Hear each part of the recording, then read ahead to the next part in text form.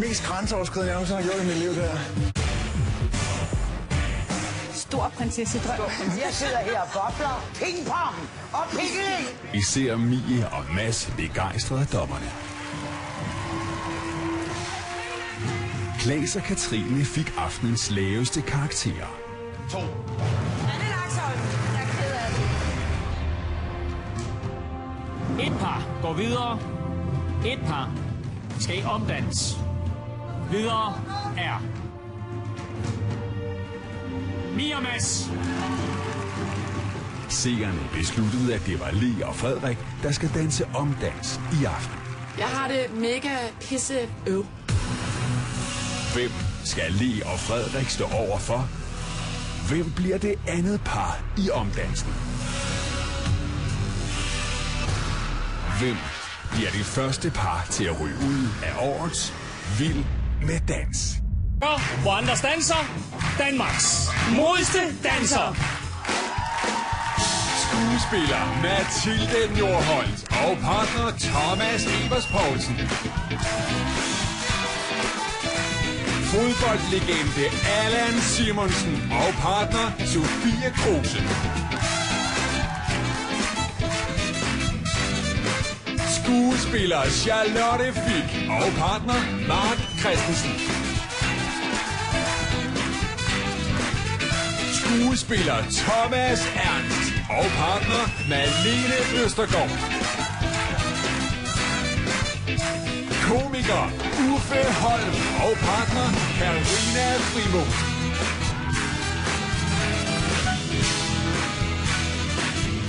Sanger Maria Lucia Heiberg Rosenberg og partner Morten Kjeldgaard. Fodboldspiller Mads Laudrup og partner Claudia Rex. Radiovært og DJ Le Gammeltoft og partner Frederik Nonnemann. Konditor Mette Blomsterberg og partner Michael Olesen. Bordtennisspiller Mie Skov og partner Mads Vad.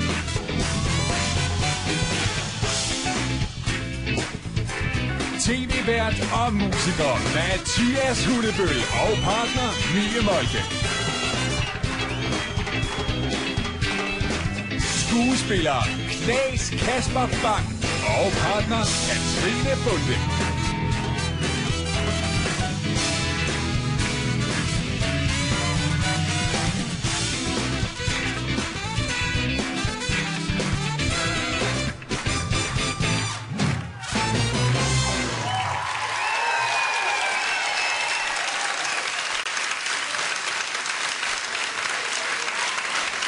Velkommen til jer derhjemme, og velkommen til jer. Hvor ser I dejlige ud og skarpe ud? Ser rigtig skarpe, og det skal de også være, fordi i aften, der bliver det alvor. En vals, Mathilde Nordholt og Thomas Evers Poulsen.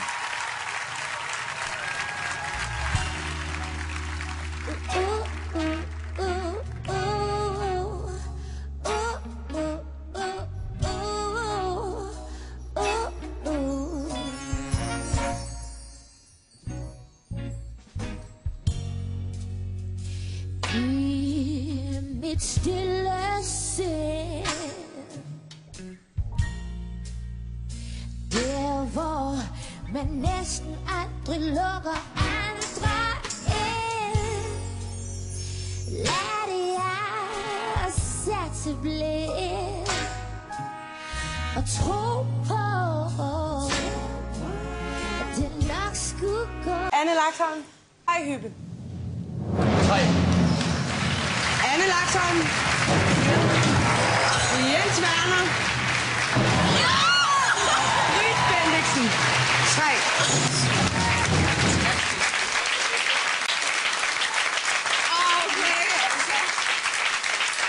I en cha-cha-cha par nummer 2. Allan Simonsen og Sofie Kruse.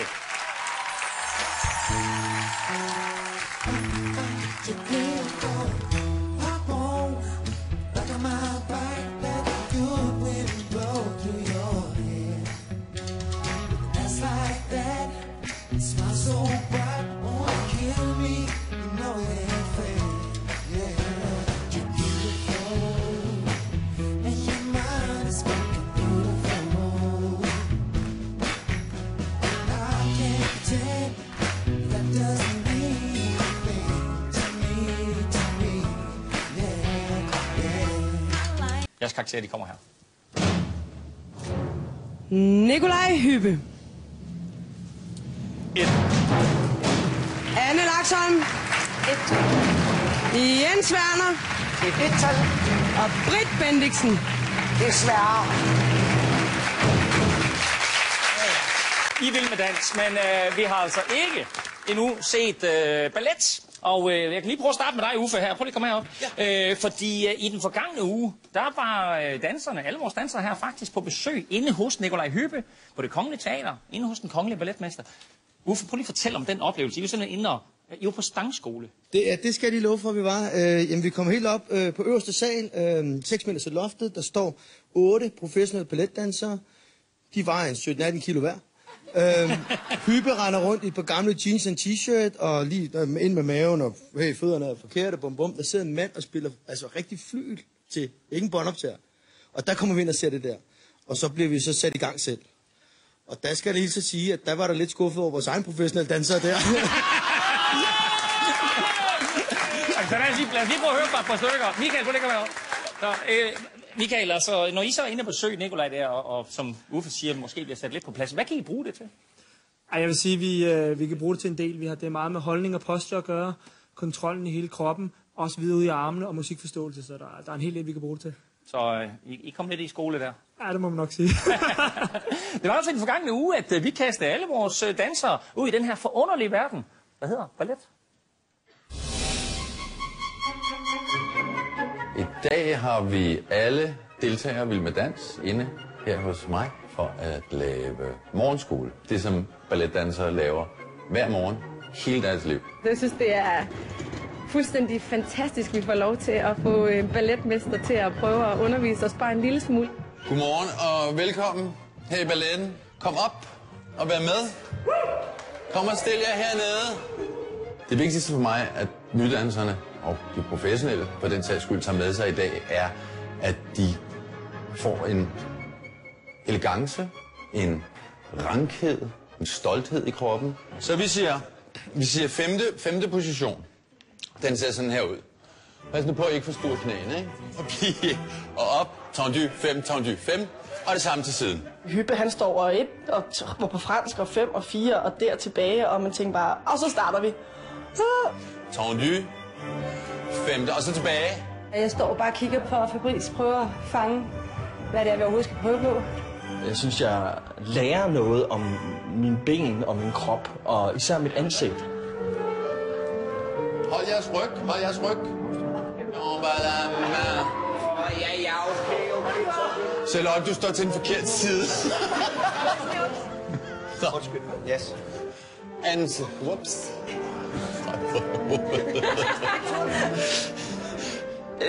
Det er sindssygt sjovt. Altså, jeg har lige stået og sagt til Emilie, at det her, det skal jeg gå til. Bare den der yndefuldhed kan jeg jo godt se er smuk, når man kigger på den, men også enormt svær at beherske. Det er sindssygt sjovt at se folk på en anden måde, og jamen, vi griner, som vi ikke har prøvet andre steder.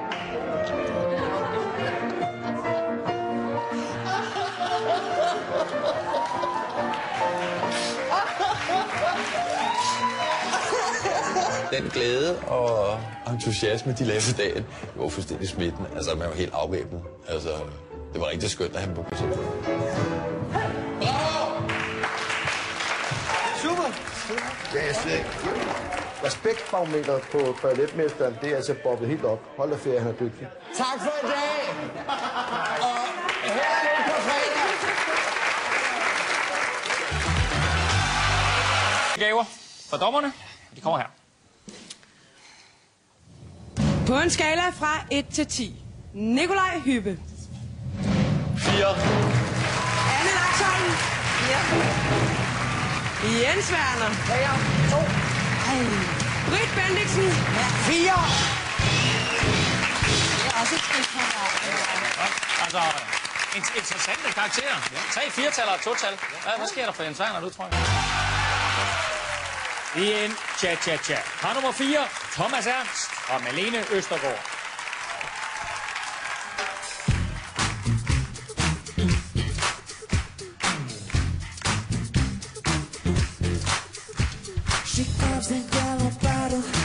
likes the way it hits and loops. She gets to the bottom. It sends her on a trip so right. She might be going home with me tonight. Those flashing lights come from everywhere. The way they hit, I just stop and stare. She's got the love stone, and I swear she's dead and she knows. I think that she knows. She's freaking, she knows it. She shuts the room down.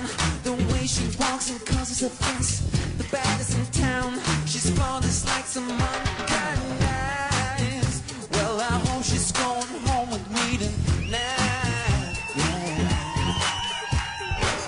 Those flashing lights from everywhere. Karakterer i Vild med Dans, de er klar, og de kommer her. På en skala fra 1 til 10. Nikolaj Hyppe. 5'er. Jeg er ked af det. Jens Werner. I give it 6. Britt Bendiksen. 4.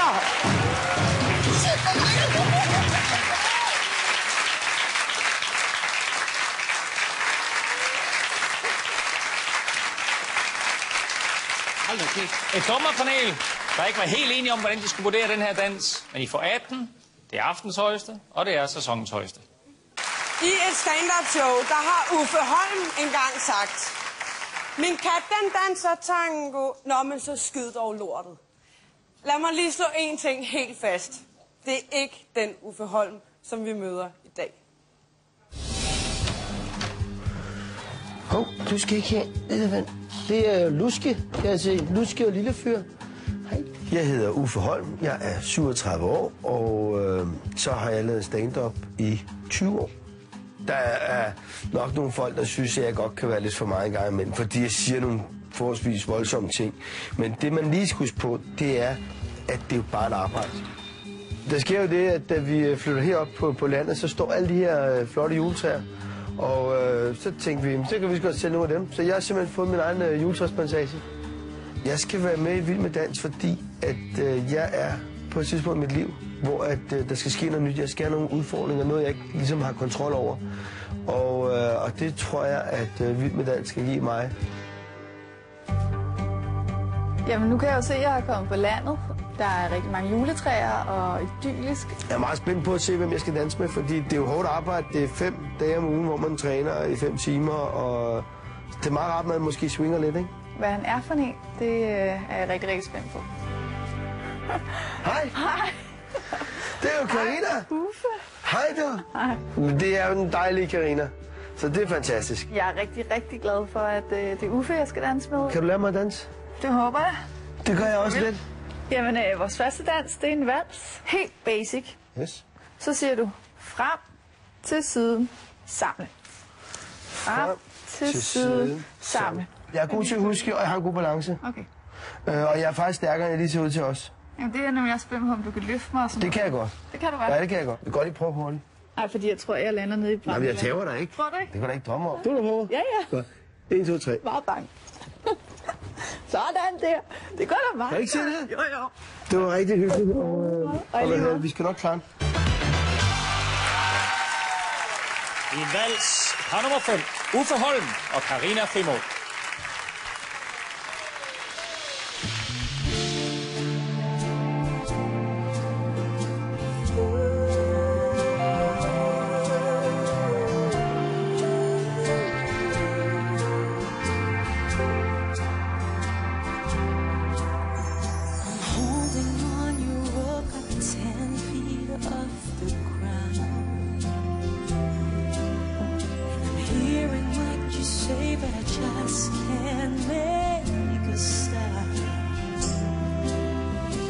Tell me that you need me, then you go and cut me down. But wait, you tell me that you're sorry, didn't think I'd turn around and say that it's too late to apologize. It's too late. It's too late to apologize. It's too late.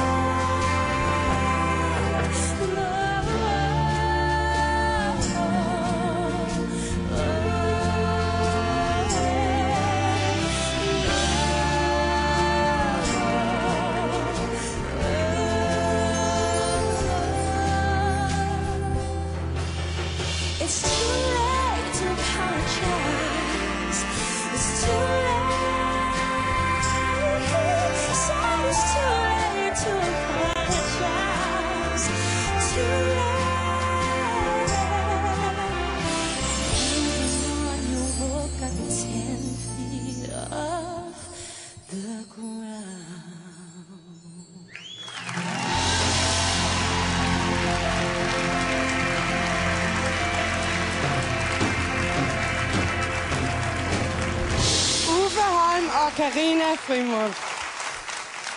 Hej. Hej, Uffe. Hej. Hej.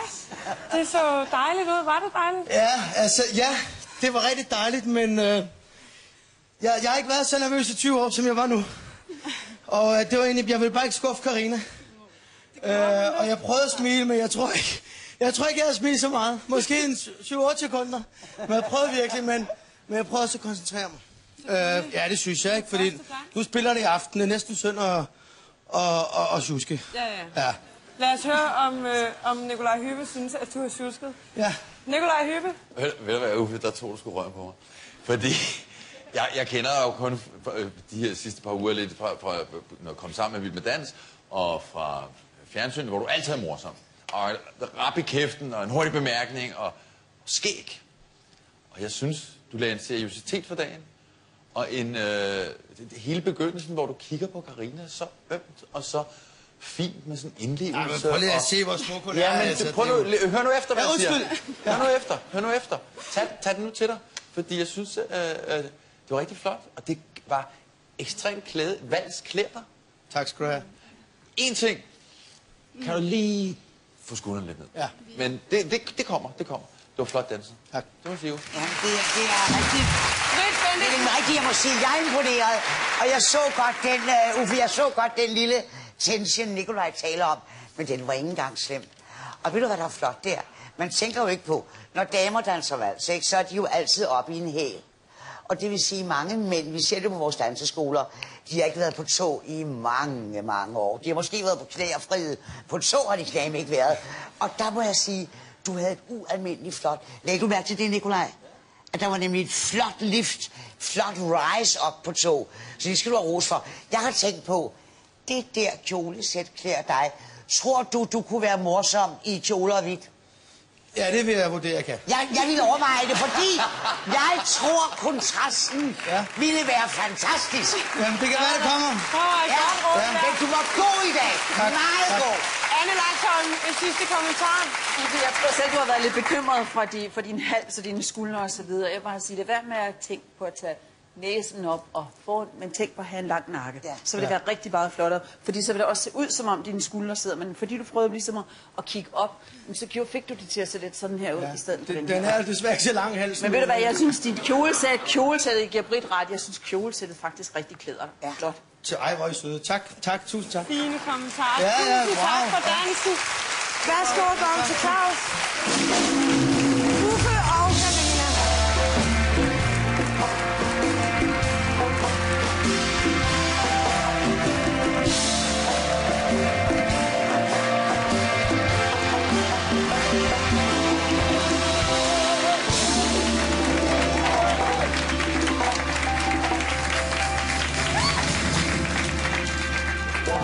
Hvem er du, og hvad har du gjort ved Uffe Holm? Jeg har låst ham ind i min bil. Nej, det er mig. Uffe. Det er tid til forandring. Det er den voksne Uffe Holm, du snakker med nu. Det er da helt vildt, det der. Altså, katte, juletræer, gård. Det er elegant på dansegulvet. Tusind tak. Hvor kommer det fra? Jamen, det kommer fra, at jeg har sagt ja til det her, og når jeg siger ja til nogle ting, så tænker jeg, så må jeg hellere tage det seriøst. Og så mødte jeg Karina, og så begyndte vi at danse, og så fandt jeg ud af, at det er jo altså virkelig en tjekket ting at kunne. Og så er vi bare øvet, og det gik rigtig godt. Ja. Synes jeg, vi er meget tilfredse, ikke? Jo, jeg er meget tilfreds med dig. Det er godt. Ja. Jeg har set jer i træningslokalet, du er rigtig flot. Jeg har set jer tidligere i dag, du er rigtig flot. Du burde ikke være nervøs, og så siger du har aldrig været mere nervøs i 20 år. Jeg har aldrig set dig sådan nervøs. Nej, jamen, jeg har slet ikke været mig selv i dag. Vi havde generalprøve. Det var virkelig dårligt. Og jeg havde det så dårligt på Karinas vej, for jeg tænkte, nej, ikke nu. Det er verdens dårligste timing, det her. Ikke? Der plejer at være rimelig skarpt normalt, men altså, alt gik galt. Og så gik vi lige en tur ned ad gang, og så snakker vi om, vi kan det jo faktisk godt. Ja. Og så siger vi, så må vi jo bare gøre det. Og det gjorde vi. Det gjorde I, og nu skal jeg have de første karakterer, det kommer her. Ja. På en skala fra 1 til 10. Nikolaj Hyppe. En 4. Anne Langsholm. 3'er. Jens Werner. En stor 3'er. Ja, og Britt Bendiksen. Kom så, Britt. 5. Det er fint. Det er godt. Undskyld. 15 er super flot. Ja, jeg er meget, meget tilfreds. Ja, det er da super. Karina, ja. vi ser optagelsen af, da du møder Uffe. Og du er meget sådan, hvad skal vi sige, du tager stille og roligt og siger, nej, hvor er det dejligt at møde dig, Uffe. Hvad tænkte du inderst inde? Nej, det er et fint spørgsmål. Nej, jeg tænkte, det bliver spændende, tænkte jeg. Men er du lige så overrasket som alle os andre, når du ser, hvor elegant Uffe han bevæger Nej, sig? jeg er meget overrasket. Jeg troede faktisk ikke, at Uffe havde det i sig. Men jeg synes, der er lidt flere for at danse. Det er vi helt enige, altså. Jeg tror, Uffe har overrasket rigtig mange af os. Og hvis vi skal have flere overraskelser på banen for Uffe og Karina, så er der en sms-kode, og det er UH for Uffe Holm og K for Karina, så UHK til 1, 2, 3, 4.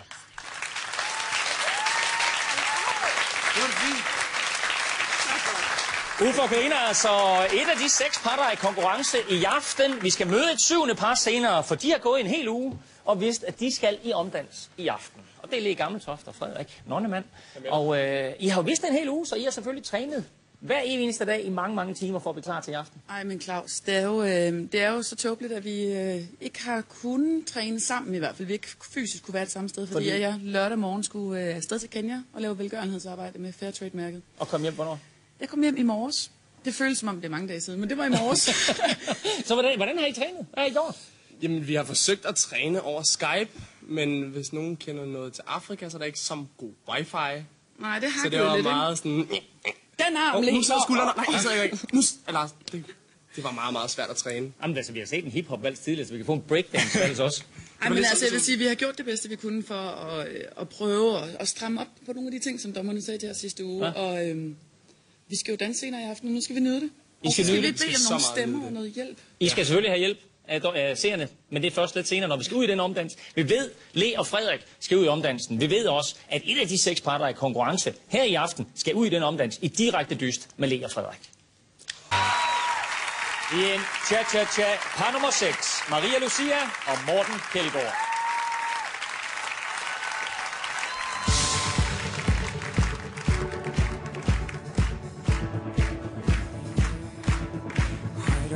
Langt over byen, tog gennem ad. Ingen kunne nå dig, til stjernerne så mig. Ellen ed.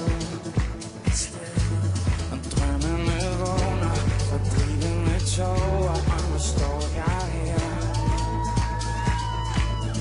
fanget i ringen, langt væk fra himlen, hvor du er.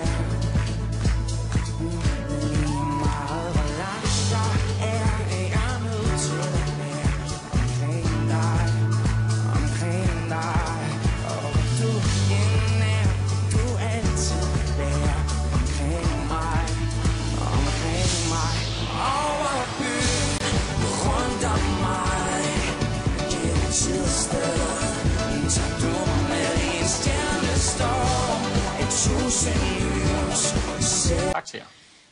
Kommer her. På en skala fra 1 til 10. Nikolaj Hübbe. 6. Anne Laksholm. Jens Werner. Jeg vil også gerne give 6. Og Britt Bendiksen. En 5'er. What?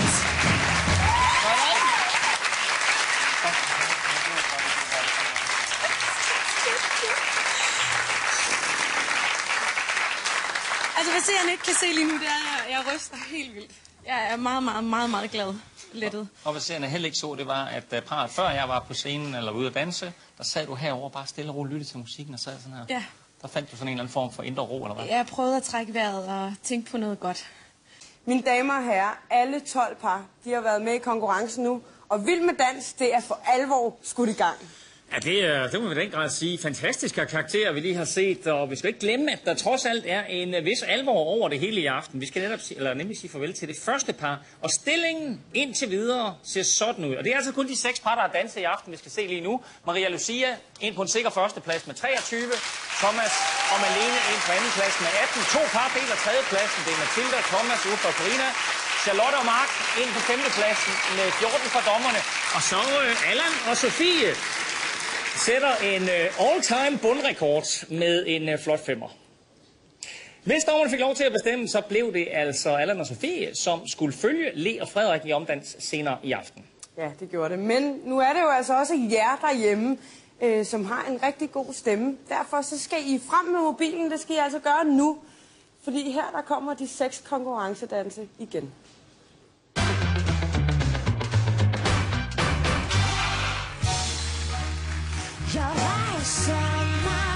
Hvis du vil stemme på Mathilde og Thomas, så skriv MNT til 1, 2, 3, 4.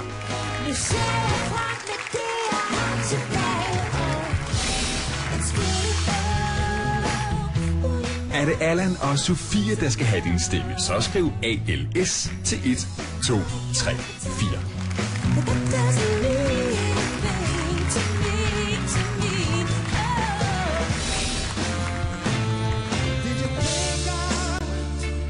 Du kan stemme på Charlotte og Mark med CFM til 1, 2, 3, 4.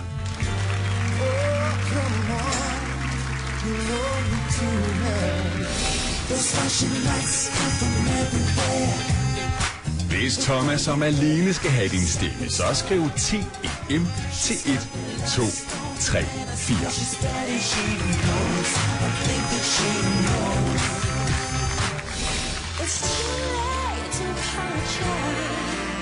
Hvis du vil stemme på Uffe og Karina, så skriv UHK til 1, 2, 3, 4.